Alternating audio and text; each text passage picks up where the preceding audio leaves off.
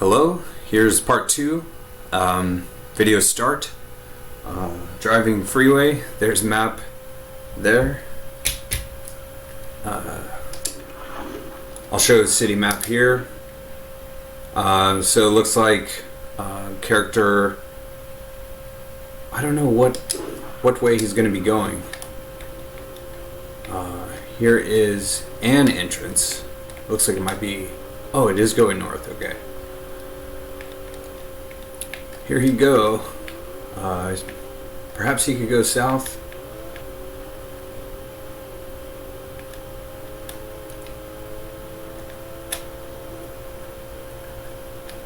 Okay, so he could drive on this freeway for a very long time, and there's not a whole lot of entertainment and stuff to listen to. I'm going to try to pull up a list of the bestseller books and have some audiobooks. So go ahead and pull over Kincaid. You don't even have to pause it. Okay, so display.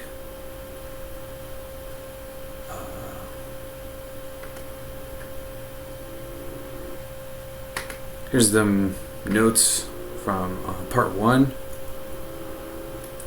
Not going to make a whole lot of sense without watching part 1. So I found out last month, or like 2 months ago, I learned that I'm related to Henry David Thoreau. Wow, here is the exact sound of cars passing on the freeway that's actually featured in the Goodfellas intro. One video from my library mentioned that today. It said something. I don't know how to explain. There's too much to explain. I'll get to that later. I used NASCAR sound, similar to cars passing on the freeway. So, let me go ahead and show what's already showing. I'll show how to export all these, even though most of these tabs are... Well, so instead of just leaving my computer running, what I'll do is all tabs is the keyword. And I'll do, wait, it's not 531. It says it's 531, isn't it? Is it 531 today, or is it 6/1? Oh, it is 531. Okay. Anyways, 531, 21, part 2. And I'll save that. Here's the video uploading right now. It's about 800 megabytes. That's history. So those are all the tabs from video part 1. Here's from many tabs from some of my previous videos over here. And the very last one was export all tabs to file. There's the Glucosa, English to Russian, virtual bass guitar. Okay, so here is someone, leave site, cancel. New tab.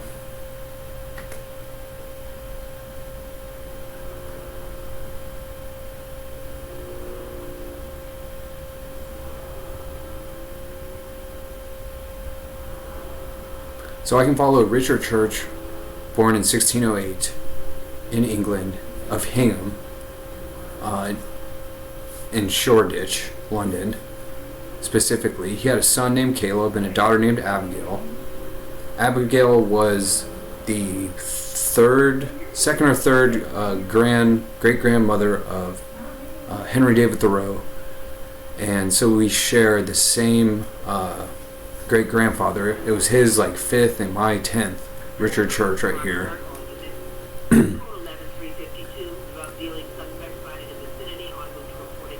There's something happening in the video, so I'm gonna go ahead and show it again. And the sound right here is like in the opening of Goodfellas when he says, "I always wanted to be a gangster." That can be changed to "I always wanted to be a rapper." So I see them flashing lights over there. See what's going on. Oh wow! Is that man running towards the vehicle over here? Hello? Oh no, it's a woman. It's a lady.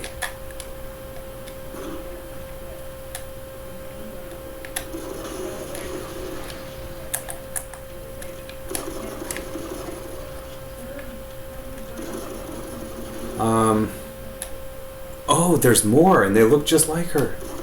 Oh wow, and they have guns too. Where's his health at? Oh, it shows them up there at the top.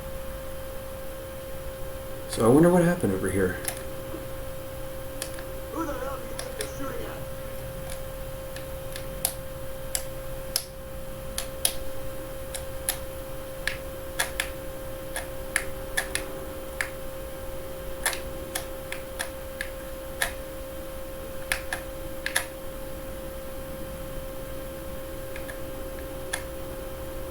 Okay, well, oh, I see her down there. She's barely over there.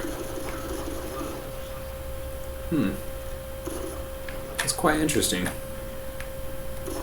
Okay, so I'll go ahead and pause and go back to the video I'm recording. Let me open up my search history or watch history. Duplicate.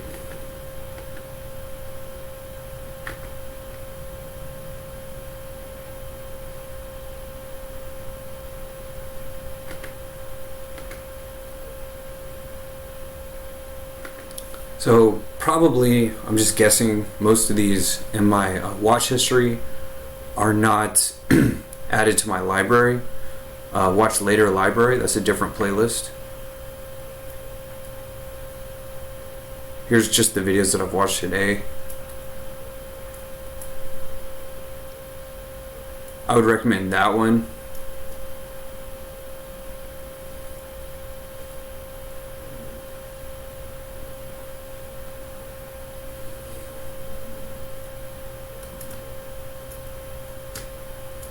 I could explain. Okay, so here's the one I'm looking for. I don't remember if it was Master P or if it was 50 Cent who talked about the new venture being supposed to be like Goodfellas. I'll see if it has captions. I'll just go ahead.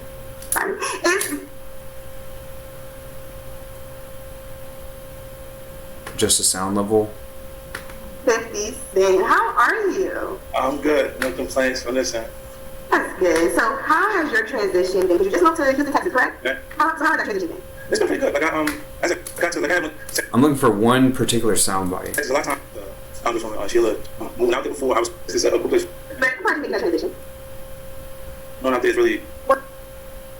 My internet's already not caught up. Different spots, address, different places out there. It's really cool spots there.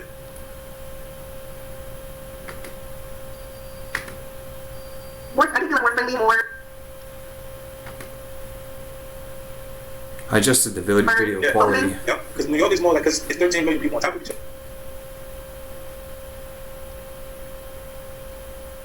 Yeah, I know you can tell the difference. I will see that. They don't get you and kill you.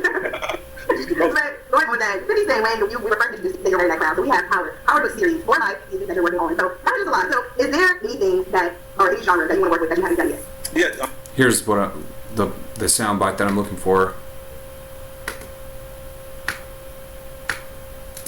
The family comedy. Family comedy. That's how I live it. And I'm already currently, I have the show on ABC. It's called Family Affairs, produced by myself and Mary J. Blige.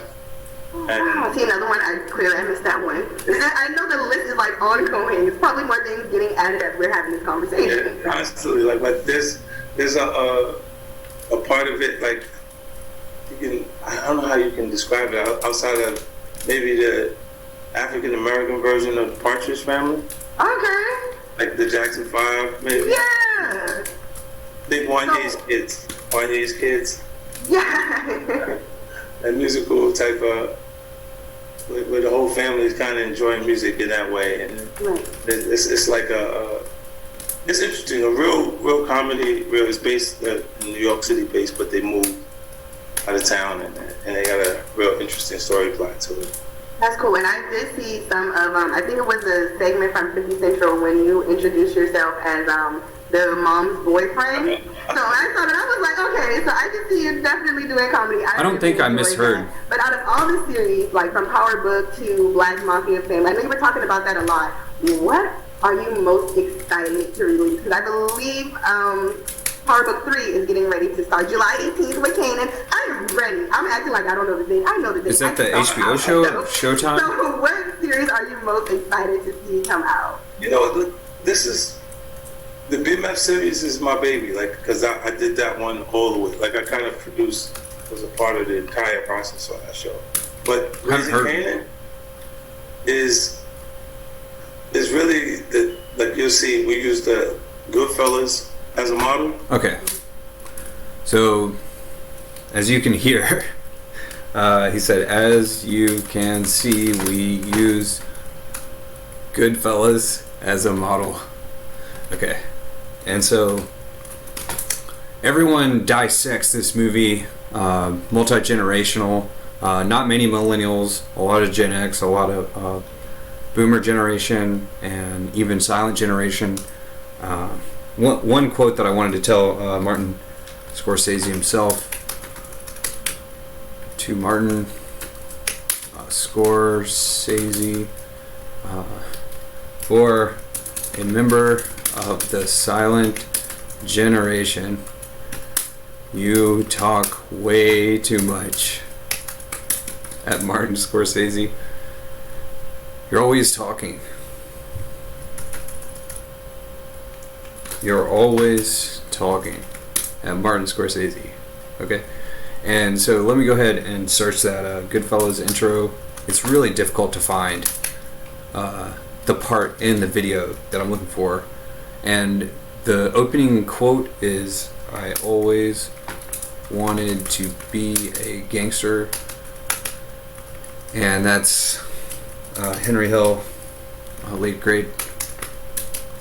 And Ray Liotta is the character, the actor who plays him. Okay, so I'm gonna try to YouTube search that. It's the sound of a cars driving by on a freeway, like.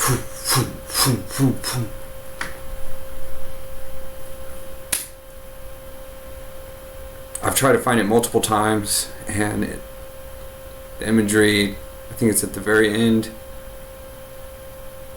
It's when they show it. It's like 1 second. This part when the names come in.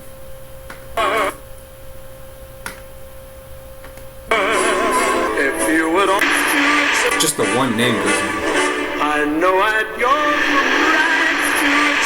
rights to So that's the sound going by of cars going by on a freeway that I just happened to find. So NASCAR sounds. Even better are the Formula One racer sounds. But there's no video that I could find that was in such a manner.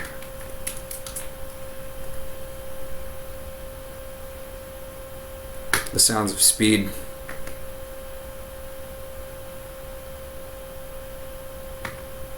So the most well-known quote from Goodfellas is, I always wanted to be a gangster. You can't get me.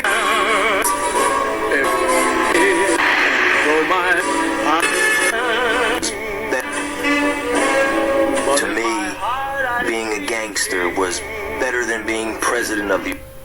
Anyways, so a similar thing could be said for rapping. I always, ever since I can remember, I always wanted to be a rapper. I always wanted to be a rapper.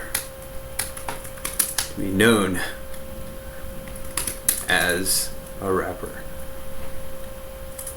And I just had a lot of ideas they're just gone. They're gone like I don't know.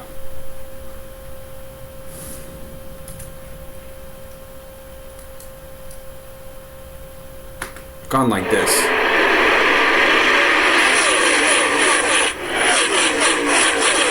So I used that in one of my videos, recent videos here. I found 2 actual Electron Simulator video games, and one was in California Speed, driving through Silicon Valley. I haven't made a video of it. They have a Silicon Valley level, and you drive through like a motherboard. And another one was in Saints Row 4. There's one particular level of being like an electron in a circuit of a computer. And the video with the sound of NASCAR, I think it's this one. It's either this one or that one or that one, or maybe this one. Actually, I think it is this one, to be sure. I'll go ahead and open it.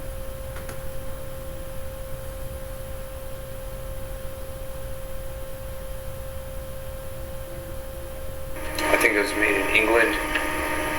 That game's still like over $100.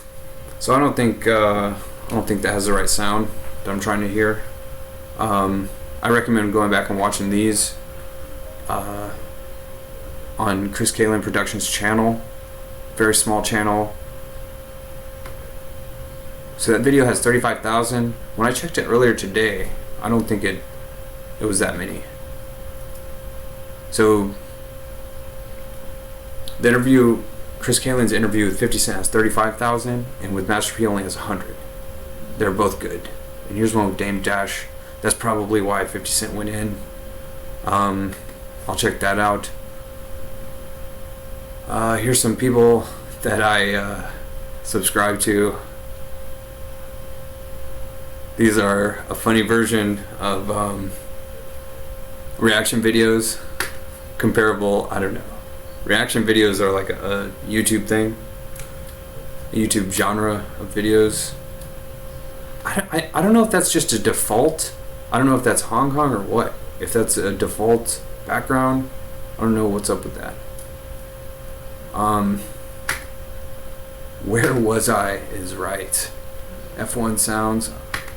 Oh yeah, I always wanted to be a rapper, and I don't know. So I started way up here. Here was part 2. Video start. Reason for making the video? None.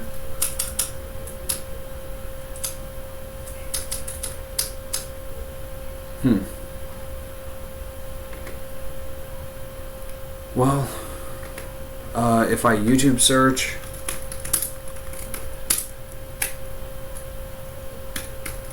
I can't remember exactly how to search one side. I think it's with that button. And then I search Henry David Thoreau. Forgot to mention that he was actually born David Henry Thoreau, and he changed his name. So if I use a search engine to search that, as far as I know, there's no way to search recent. Settings.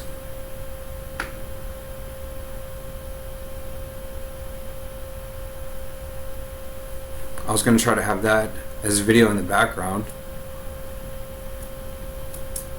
Oh well, that's enough of a video, I suppose.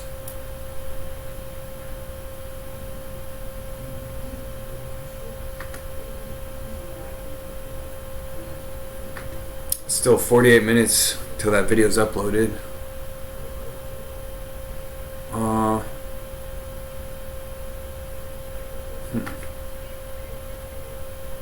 I'm gonna use some of my own videos, I guess.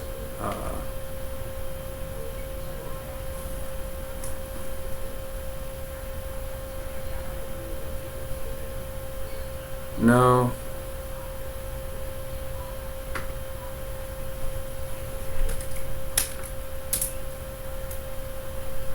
Oh.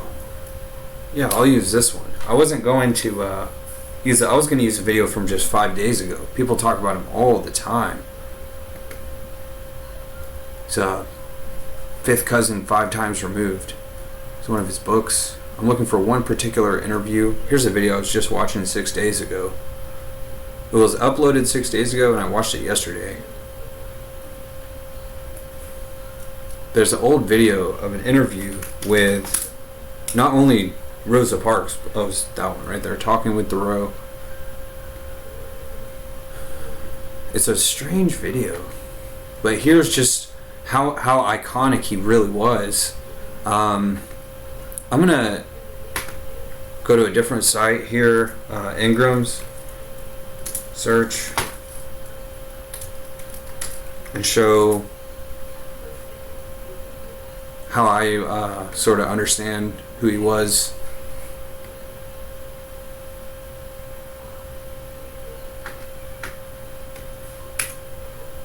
Okay, so first of all, there's just his last name. And he was born 4 years after Napoleon passed away. Or he was born the year that... No, he was 4 years old when Napoleon passed away. And that was exactly 200 years ago, right here in 1821. Looks like there was some mention of him right there at this small peak of interest. And then I guess I thought it was a constant thing.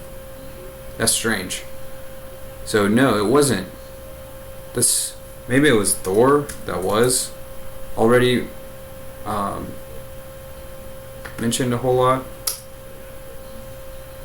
So Thor already had been mentioned a lot.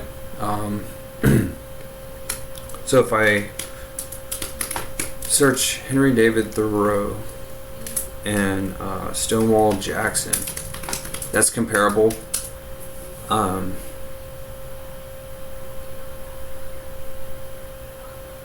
So here it can be seen how sort of like the mass public, their understanding of the person who was Stonewall Jackson is here, and it took this long for it to catch up when Henry David Thoreau started getting much more well known in the 60s. Right here was with the decline of Stonewall Jackson, and then they both sort of rised, and then it split right here in 1991, and Henry David Thoreau is still mentioned. It's sort of hard to explain, but they had a very similar cultural role. I don't know if I'm really going to get into that. Let me just pull up a video of that interview. Is it way over here? Can I have both videos going? Maybe I can show just some. So also B.F. Skinner, who wrote Walden 2.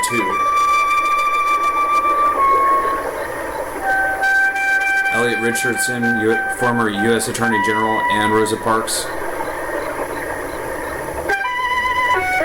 And someone named Barry Primus. I took up my abode in the woods on Independence Day, or the 4th of July, 1845. I went into the woods because I wished to live, deliberately, to front only the essential facts of life, and see if I could not learn what it had to teach, and not, when I came to die, discover that I had not lived. So here is an actor who's playing him, who's pretending to be him in 1975, and people from 1975, let him interview them as if he was Henry David Thoreau. But because I'm sort of actually related to him, I would be like this actor guy pretending to be him or whatever. In the woods than at any other period of my life. But fewer came to see me on trivial business. I'm David Brower, President of Friends of the Earth. I've come here because I think what you stood for is really what we stand for. We have groups in the United States, and we have sister organizations in other countries of the world where, with the friendliness you had toward the environment, we're trying to see that a lot of the Earth's wild places are kept intact. The most moving lines that ever came from your pen, I would say, were, in wildness is the preservation of the world. This wildness was what shaped us. It gave us every capability we have now to do everything we do. And if we lose that, then we lose the preservation you were talking about when you said wildness is the preservation of the world. I wonder, could I come back to Walden here again in your century and have the same experiences I have now? I'm afraid you couldn't. You wouldn't have the chance to hear natural sounds very often. You would have overflights of jets. You would have all sorts of things, all the extraneous noises that are sudden discovery of vast amounts of energy have enabled us to set loose in the world. I've always felt that technology, and what we call civilization, is almost always an evil thing. It's somehow just the opposite of nature. There's this mix-up that somehow civilization is mixed up with the number of things you can collect, or the amount of exploitation you can carry out in a short time, the changes you can do, the amount of wildness you can wipe out seems to be the measure of civilization. Yes, we Americans can grub up all the waving forest, but we are absolutely unable to converse with the spirit of the tree. We can't read the poetry and mythology, which we treat as we advance. Nature will bear the closest inspection. She invites us to lay our eye level with the smallest leaf. I would put forth sublime thoughts daily, as the plant put forth leaves. I hope we bring your sensitivity to what we do that we have to do. If you've got to cut a tree, I suppose you should be a little bit sorry about it. If you have to kill some living thing because that's part of your diet, you should have some regret about it. There are a lot of religions, a lot of people do. The Indians do. Many people have tried to write as you did. And particularly the lines that I like best of all, I think. That start, do you remember when you wrote them? Rise up early in the morning and seek adventure. Let the noontime find thee by other lakes, and the nighttime find thee everywhere at home. That, when we do that, when we find that admonition, that very gentle admonition, we're in touch with our world and I think with ourselves. Most of my neighbors in Concord thought that I must be quite mad to be coming out to a cabin alone in the woods without a mailman, without going to a grocery store, without my neighbors. I am resolved not to live in this restless, nervous, bustling, trivial 19th century. But why should we live in such a hurry and waste of life? Let us spend one day as deliberately as nature. Most of the luxuries and many of the so-called comforts of life are positive hindrances to the elevation of mankind. In proportion as a man simplifies his life, the laws of the universe will appear less complex. Simplify, simplify, simplify. Well, I think that's a motto that everybody can use very nicely these days, that the things that we manage to clutter up our lives with, because we have not learned what you said about simplifying, have led my wife to say that the life I live is not my own. And I think it would be really quite pleasant for everyone to learn how to see just how many things really aren't necessary. Suppose we simply didn't build it. Suppose we simply didn't go. Suppose we just relaxed and settled back a bit. Do you think, Mr. Brower, that certain things which are so important to my life here in Walden will be irretrievably lost to your generation? The things that have been irretrievably lost, and I think there are a good many. Start out with very simple ones. That is the chance to know as you did what the taste of water is when it's just pure water. That doesn't happen very often anymore. I don't know where we're going to get it again with so many people. But then there are some things that we can rediscover, and you rediscover rather quickly. I think if you do such thing as not listen to someone else play a bit of music, just play it yourself. That takes you immediately out of the spectator and makes you a participant again. One of the things that I think would have appalled you, I was riding a jet, that would have appalled you anyway, 600 miles an hour over the pole. It was dark. And I looked out the window, and there was the most magnificent display of the Aurora Borealis. And I asked the stewardess, well, shouldn't the captain tell the people about this on the public address system? And she said, oh no, the passengers wouldn't want the movie interrupted. They were watching a very nice movie, I presume. They were getting the real show. And this, I think, is what you're forgetting more and more, and that we should forget less and less. The show that costs nothing, except just the effort to go out, to listen, to come to our senses, all five of them or any more that you can discover, to get them all working again. What does it smell like? What does it feel like? What's the taste of it? When people go out with your book, as I hope they will, I'd like to go out early in the morning, very early, and then turn to that quotation of yours where I think this is the way you said it. The world is physically been recreated in the night. Morning is creation, I call them. And he said, it's the poet's hour, when men are newborn, men who have the seeds of life in them. You may rely on it that you have the best of me in my books, but I am not worth seeing personally. The best of who? I feebly utter. The great rule of composition, and if I were a professor of rhetoric I should insist on this, is to speak the truth. I'm very happy to be able to drop in and see you like this. I'm D.F. Skinner at Harvard University. I think you were there briefly. I want to explain to you why I took the liberty of calling a book Walden 2 after your Walden 1. I did it because I not only very much admire your book, but I think the two books are really on the same theme. I really believe that we are both interested in the possibility of redesigning a way of life. If you don't like the life that society hands you, go off and try something of your own. Today things are much more complicated. Young people get together in groups now and go off and build their huts. The design of a community seems to me to be exactly comparable with your design of what we might call a community for one, except that would be meaningless since a commune implies more than one with something in common. The tomb is the only boarding house I know where 100 may be served at once. In the catacomb we may dwell together and prop each other up without loss. Well, if we don't watch out, the world will be nothing but a living catacomb. That's the difficulty, you see. Professor Skinner, I find that in my time men suffer from a curious desperation, inner desperation. As a scientist dealing with the human mind, can you tell me, do men in your time still suffer from this ailment? Well, yes, I don't think very many people are happy these days. That's a problem, certainly. Yourself, you build the conditions which make you desperate. I had to wait the other day in a doctor's office, and there was a loud music thing going on. We tried to turn it down, couldn't find out where to turn it off. It was really awful. I had to wait about an hour. And someone had already told me that I should leave my overshoes outside because the rugs were very precious. And I felt like telling this nurse that my brain is precious too. When you finally turn off that music, it's doing more damage to my brain than my wet overshoes are going to do to your rug. But they don't think that way. Well, now, you got to wait till you could. But today, with a large number of people in the world, it's very hard to have solitude and silence. So you're not going to change people. You're not going to get rid of desperation. If you believe that you can change a person inside somehow or other, then go ahead and try it. I don't think people are born bad or good or with or without consciences. They are born people and learn to behave in various ways. And you learned one set of behaviors which stood you in very good stead. They gave you a life which is remembered by enormous numbers of people, a life which has influenced enormous numbers of people. So I think I'll just end the video with Henry David Thoreau is, he sort of, he ought have, Henry David Thoreau ought have joined the military at this point, right here, in 1860, late 1850s, because of what was going on. And that was a massive change in his life, difficult for anyone. Not that either of these men didn't have a difficult life their entire life. And Stonewall Jackson, aka Jonathan, his name was John Taylor Jackson, and